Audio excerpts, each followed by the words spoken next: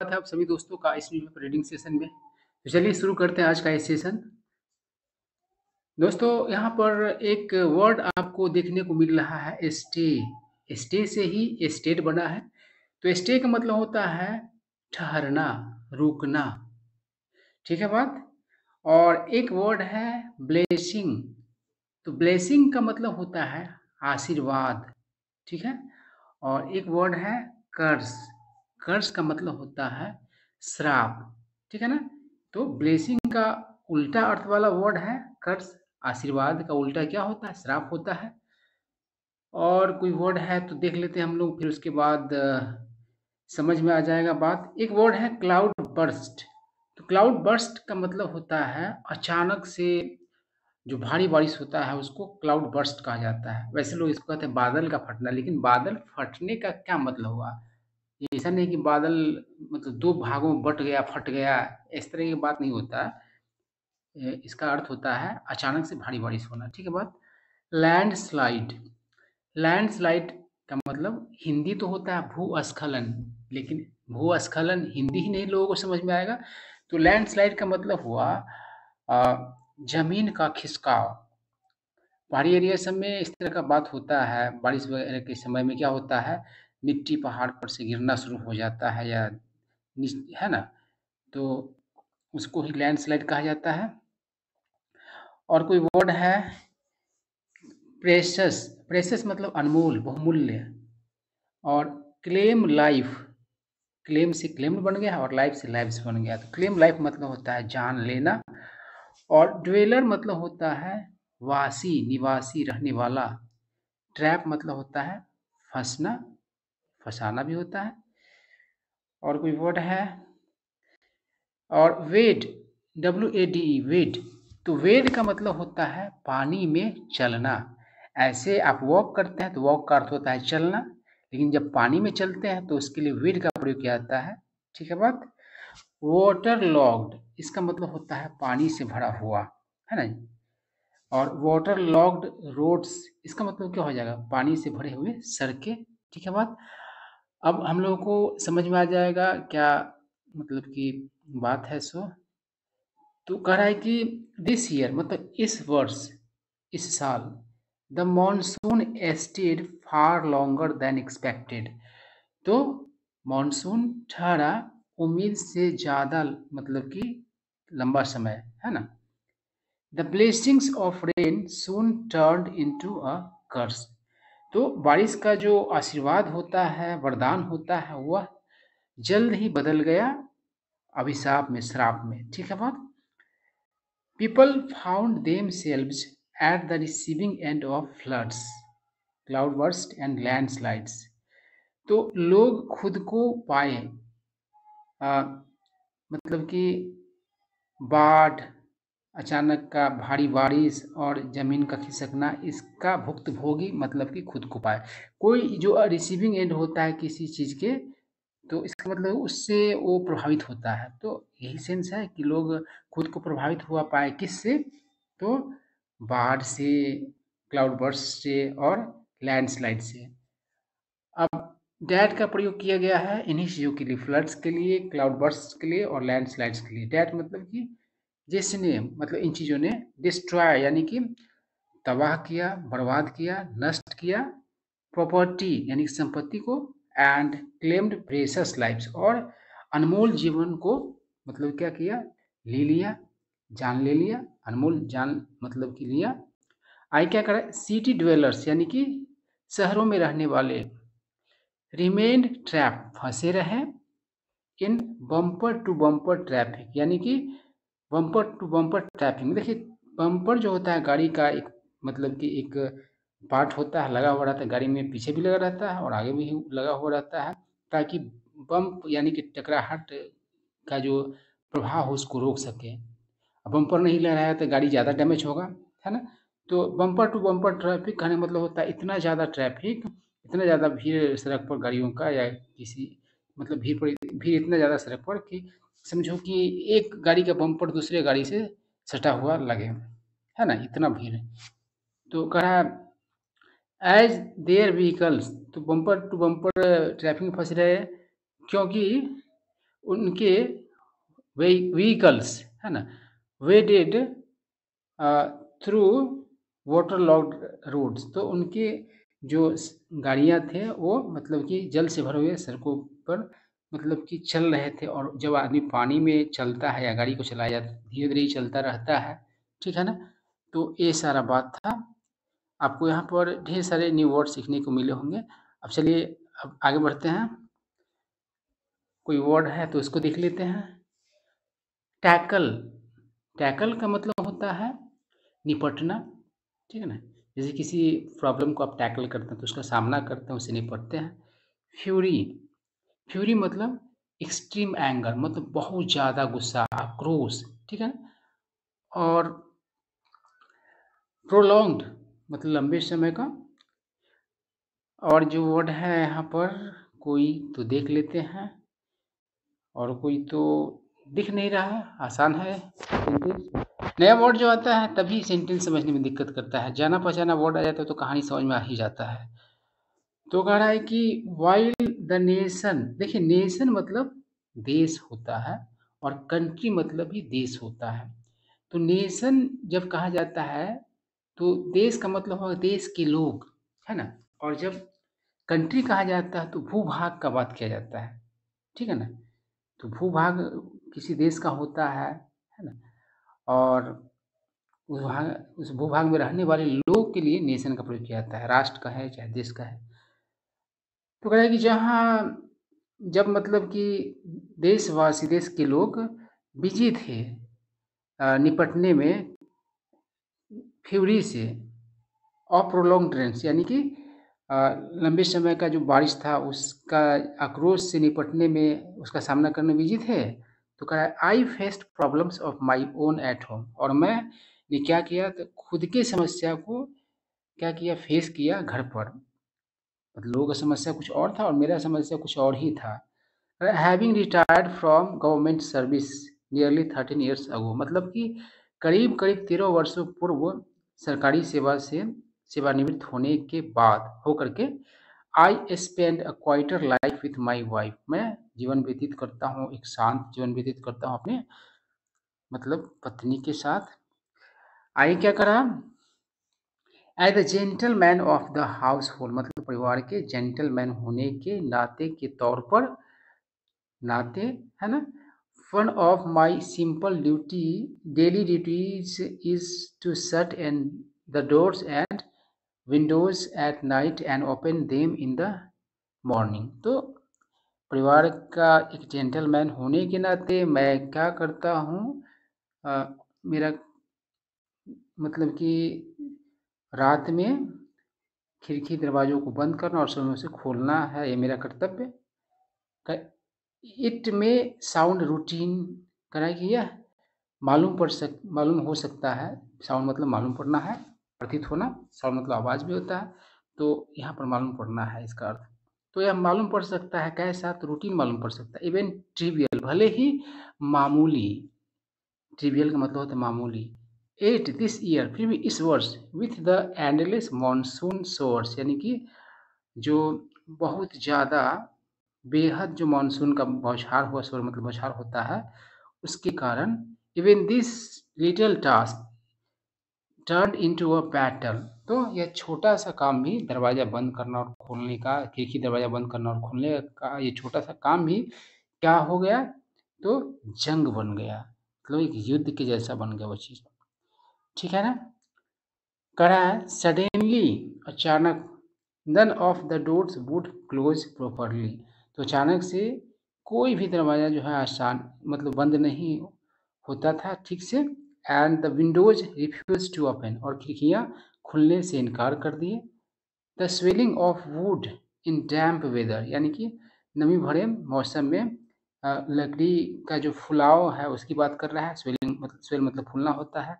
Had thrown them completely out of order, तो उसको क्या कर दिया, तो पूरी तरह से बेकार कर दिया। आउट ऑफ ऑर्डर में कोई चीज़ होता है तो वह काम नहीं कर रहा होता है, ठीक है ना, गड़बड़ हो जाता है। तो गड़बड़ कर दिया उसको पूरी तरीके से, खिड़की सब का जो लकड़ी वगैरह सब फूल गया पानी में, तो सीधी सी बात है आसानी से तो बंद होगा नहीं, खुलेगा भी नहीं, ठीक है ना। आगे क्या कर रहा है, my wife complained that contractor मतलब ठेकेदार who built our house had used cheap timber. Timber मतलब लकड़ी, ठीक है ना, तख्ता आप कह सकते हैं। That I had failed to supervise मतलब निगरानी करना, हिज वर्क एडिक्वेटली, एडिक्वेटली मतलब पर्याप्त रूप से, उचित रूप से, but had paid him through the nose. देखिए यहाँ पर एक इडियम है, इंग्लिश का मुहावरा है, पे का पेड हो गया है, थ्रू द नोज इसका मतलब होता है बहुत ज़्यादा कीमत किसी चीज़ का देना। तो यहाँ तक समझ लीजिए, कह रहा है मेरी वाइफ शिकायत करती थी कि वो जो कॉन्ट्रैक्टर था, ठेकेदार था, जिसने घर बनाया था हमारा, उसने क्या किया था, सस्ता टिम्बर यूज़ किया था। और ये भी बात बोलती थी कि मैं मतलब कि विफल हुआ उसके काम को ठीक ठाक से सुपरवाइज करने, मतलब ठीक ठाक से मैंने उस काम को नहीं देखा। लेकिन मैंने क्या किया था, हम लोगों ने तो बहुत ज़्यादा उसको पैसा दिया था उस काम के लिए। आई कर द रिवर्स वाइफ, और उसकी पत्नी, rubbing salt into my wounds. Wound मतलब होता है जख्म, और रब सॉल्ट इनटू वुंड इसका मतलब होता है जले पे नमक छिड़कना। तो पड़ोसी की मतलब कि वाइफ जले पर नमक छिड़कते हुए रिमार्क मतलब टिप्पणी की, स्मगली मतलब आत्मसंतुष्टि भरे भाव से, डैट कि all their doors and windows were perfectly fine, कि उसके सारे दरवाजे खिड़की कैसे मतलब है तो पूरी तरीके से ठीक है। नरेशन का आपको नॉलेज होगा तो आपको पता चल रहा होगा कि यहाँ पर वर्ड का प्रयोग किया गया, फिर भी ठीक है, हम लोग मैं बोल रहा हूँ कारण कि यहाँ पर रिमार्क है, इसलिए एक यहाँ पास्ट में आ गया तो बाकी पास्ट में भी रहेगा, लेकिन हिंदी में हम लोग बोलेंगे कि टिप्पणी की और यहाँ पर है, ठीक है ना। और बात आप लोग समझ पा रहे होंगे, वो इसके लिए ग्रामर में घुसना होगा। चलिए आइए बढ़ते हैं। कराए कि आई ट्राइड माई बेस्ट, मैंने अपना पूरा कोशिश किया। Every night I pulled, post, shoved and kicked until the doors closed with a reluctant groan। कुछ वर्ड यहाँ पर आ गए हैं जो नए हो सकते हैं आपके लिए। रिलक्टेंट मतलब होता है अनिच्छुक, कोई आदमी रिलक्टेंट है पढ़ाई के लिए, मतलब वह पढ़ाई के लिए अनिच्छुक है, नहीं पढ़ना वो चाहता है। ग्रोन मतलब होता है कराहना, और कराह का जो साउंड होता है उसको भी बोला जाता है ग्रोन। और तो कह रहा है कि एवरी नाइट हर रात मैं क्या करता हूँ, खींचता, धक्का देता, कस के खींचता, लात मारता, जब तक कि वो मतलब कि दरवाजे क्या हो जाते, मतलब until the doors closed with a reluctant groan, मतलब कि हाथ दा करके वो क्या होता, अनिच्छा से वो दरवाजे बंद होते, तब तक मैं ऐसे काम करता, खींचता रहता, धक्का देता रहता, लात मारता रहता, कस के खींचता रहता। आई का इन द मॉर्निंग, सुबह की बात है, सुबह के समय में। आई स्ट्रेंड मतलब पूरा कोशिश से, पूरा पूरा ताकत लगा, जोर लगा देता। टग्ड मतलब जोर से खींचना। एंड ट्विस्टेड और मोड़ता, ट्विस्ट मतलब मोड़ना होता है। To get the windows to open मतलब खिड़की और को खुलने के लिए, है ना। आई क्या करा, my arms began to act मतलब मेरे आर्म्स शुरू कर दिए दुखना, एक मतलब दुखना होता है दर्द करना। माई लेग मसल्स क्रैम्प्ड, और मेरे जो लेग के मसल्स थे, पैर के जो मांसपेशियाँ थे, वे क्रैम्प हो गए, ठीक है ना। एंड एट और फिर भी द स्टब बॉर्न मतलब जिद्दी, वुड यानी कि लकड़ी, रिफ्यूज टू कोऑपरेट मतलब कोऑपरेट करने से इनकार करते, मना करते, ठीक है ना। क्रैम्प मतलब जकड़ जाना होता है, कोई हाथ पैर जकड़ जाता है, क्रैम्प आता है, समझ लो, जल्दी से खुलता नहीं रहता, दर्द भी करता रहता है। द ड्रीडेड मतलब भयंकर, डर उत्पन्न करने वाला, मोमेंट मतलब पल, फाइनली अराइव मतलब कि अंततः आया। The door handle came of मतलब यहाँ पर हो जाएगा टूट जाना। इन माई हैंड मतलब टूट कर मेरे हाथ में आ गया।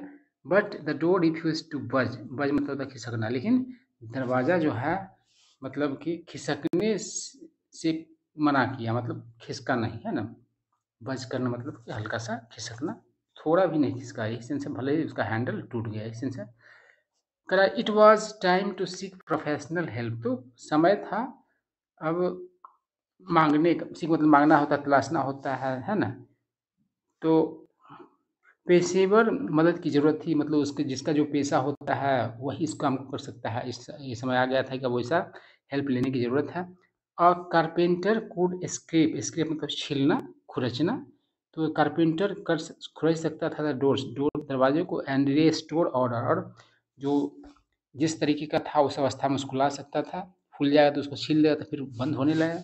आई रैंग अप, रिंग अप का रैंग अप हो गया, मैं क्या किया, तो कॉल किया, हियर एंड देयर मतलब कि इधर उधर, है ना, कई जगह। And even made a request in our localities WhatsApp group, और यहाँ तक कि मैंने एक रिक्वेस्ट किया जो हमारे इलाके का व्हाट्सएप ग्रुप है उसमें। बट लेकिन carpenters this days are in high demand, इन दिनों जो है कारपेंटर्स हाई डिमांड में है। कह रहा है none was willing to come for what they scornfully, मतलब कि अपमानजनक तरीके से, तिरस्कार, डिसमिस मतलब खारिज करना। एज ए स्मॉल जॉब मतलब कि कोई भी तैयार नहीं हुआ आने के लिए, और उसको काम को क्या कहता है, छोटा काम। स्मॉल जॉब्स इंडीड, सच में छोटा काम। इफ दे हैड सीन मी, यदि वे लोग मुझे देखे होते, ग्रैपलिंग विथ, ग्रैपल मतलब होता है से जूझना, दोज स्वेलन डोर्स, उन फूले हुए दरवाजों से जूझते देखते, तब कहते कि छोटा काम है कि बड़ा काम है। आई कह रहा दे वुड हैव रियलाइज, तो उन लोगों को महसूस होता, it was no less than hand to hand combat, तो ये जो है कम नहीं था, हाथापाई की लड़ाई है उससे। कम्बैट मतलब लड़ाई होता है, और हैंड टू हैंड मतलब हाथ हाथ भी होता है और हाथापाई भी होता है। समझ में आई बात। कहा है कि I even tried coaxing them with double the labour charges. Cokes मतलब होता मनाना, राजी करना। तो मैंने कोशिश किया उन्हें मनाने का, राजी करने का, दुगना लेबर चार्ज देने का, है ना। बट नो वन सीरियसली, किसी ने हाँ नहीं कहा। माई वाइफ मीन वाइल मतलब इसी बीच kept shaking her head at my plight, plight मतलब दशा, दुर्दशा। और उस दरमियान मेरी पत्नी मतलब जारी रखी अपना गर्दन हिलाना मेरी दुर्दशा पर। I began longing for a change in the weather. Long का मतलब है वो लालसा करना, इच्छा रखना, तगड़ा इच्छा रखना। तो मैंने शुरू कर दिया लालसा करना, तरसना, मतलब कि मौसम में बदलाव के लिए। एंड देन और तब वन फाइन मॉर्निंग, अच्छी सुबह, it arrived quietly and without fanfare मतलब कि आया चुपचाप से और बिना कोई धूमधाम से। द पिछवा हवाएं, पिछवा हवाएं, the wind from the west, पिछवा हवाएं का मतलब हुआ कि पश्चिम की हवाएं, the wind from the west, ठीक है ना। वाइन नहीं पढ़ाया था, विंड पढ़ाया था। वाइन पढ़ाया जाता है तो इसका मतलब होता है लपेटना, है ना। तो उच्चारण भी बदल जाते हैं। आई क्या करा, दिस ड्राई वेस्टर्ली, वेस्टर्ली मतलब पछिया, और ईस्टर्ली मतलब पूर्वा, है ना। तो एक सूखे पछिया हवाएं स्वीप्ड अक्रॉस द रीजन, पूरा को मतलब स्वीप कर गया क्षेत्र को। क्लियरिंग द स्काई, आकाश को साफ करते हुए। ड्राइंग द डैम्पनेस, नमी जो था उसको सुखाते हुए। And bringing freshness in the air, और मतलब कि हवा में ताजगी भरते हुए। It was a breathtaking meteorological phenomenon, यह वह जो था मतलब कि एक्साइटिंग, ब्रेथ ब्रेथ टेकिंग मतलब एक्साइटिंग, है ना। वेरी सरप्राइजिंग भी होता है, मतलब मौसमी प्रक्रिया था वो, ठीक है ना। कड़ा है स्लोली, धीरे धीरे the stubborn doors and windows began to shrink, shrink मतलब सिकुड़ना, धीरे धीरे जो है जो जिद्दी जो दरवाजे और खिड़कियाँ थे वो शुरू कर दिए सिकुड़ना। Back to their proper size, उसका जो उचित जो साइज था उसमें उतना हो गया, वो धीरे धीरे होने लगा। दे स्टार्टेड ऑबिंग मी अगेन, फिर से वो लोग मेरी बात को मानने लगा, मतलब बंद होने लगा आसानी से। Opening and shutting with just a gentle push, मतलब कि हल्का सा धक्का से खुलने और बंद होने लगा। My arms got their rest, मेरे आर्म्स को आराम मिला। माई मसल्स रिलैक्स, मेरे मसल्स को आराम मिला। एंड फाइनली, और अंततः peace was restored at home, और घर पर मतलब कि शांति फिर से बहाल हो गया, फिर से शांति आ गई, ठीक है ना? यही बात है, फिर से शांति का पहुँचना हो गया। तो यही कहानी था। आई होप आप लोगों को सारा बात समझ में आया होगा और ढेर सारे न्यू वर्ड सीखने को मिले होंगे।